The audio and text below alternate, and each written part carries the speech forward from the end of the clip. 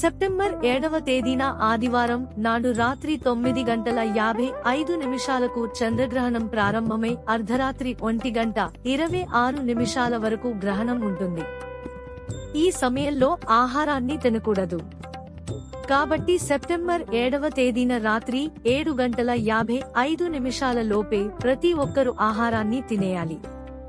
తర్వాత ఎవరు ఆహారాన్ని తినకూడదు. గ్రహణానికి ముందు ఏదైనా ఆహార పదార్థాలు వండితే గ్రహణం తర్వాత వాటిని అస్సలు తినకూడదు. అయితే మీ ఇంట్లో ఏదైనా నిలువ పదార్థాలు ఉన్న వాటి పైన దర్భాలు కానీ 2 తులసి ఆకులను కానీ వేసుకోవాలి.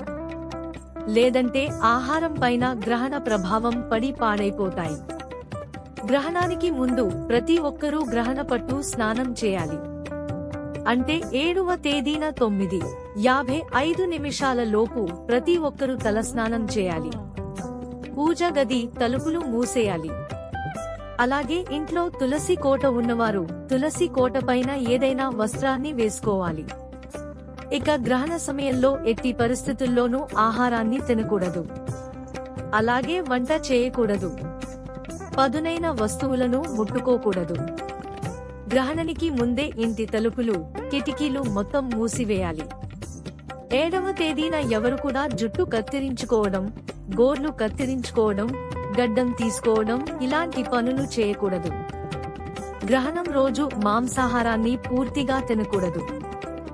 మాంసాహారానికి దూరంగా ఉండాలి. గ్రహణం రోజు ఏవైనా కొత్త పనులను ప్రారంభించకూడదు. దూర ప్రయాణాలు చేయడం మానుకోవాలి. అలాగే ఎలాంటి శుభకార్యాలు నిర్వహించకూడదు. ఇంటి ముందు ముగ్గులు వేయకూడదు. గ్రహణం పూర్తయిన తర్వాత పాత గుమ్మడికాయని తీసివేసి కొత్త గుమ్మడికాయను ఇంటి గుమ్మానికి తప్పనిసరిగా కట్టుకోవాలి. ఎందుకంటే గ్రహణం సమయంలో గుమ్మడికాయకున్న శక్తి మొత్తం నశించిపోతుంది.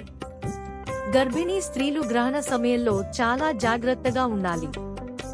అలాగే భార్యాభర్తలు దూరంగా ఉండాలి. ఇనుముతో చేసిన వస్తువులు ఏదైనా సరే గ్రహణ సమయంలో మన శరీరం పైన ఉండకూడదు. 8వ తేదీ నాడు ఉదయం తప్పనిసరిగా ప్రతి ఒక్కరూ గ్రహణ విడుపు స్నానం చేయాలి. ఇంట్లో ఉన్న ప్రతి ఒక్కరూ ఖచ్చితంగా తలస్నానం చేసి ఏదైనా శివాలయానికి వెళ్లి శివునికి అభిషేకం చేస్తే గ్రహణ దోషాలు లేకుండా ఈ సంవత్సరం అంతా అదృష్టం, ఐశ్వర్యం కలిసి వస్తుంది. ఈ వీడియో మీకు నచ్చినట్లయితే వీడియోను లైక్ చేసి మీ మిత్రులకు షేర్ చేయండి. ఇలాంటి మరిన్ని వీడియోల కోసం మన ఛానల్ ను సబ్స్క్రైబ్ చేసుకోండి. Thanks for watching.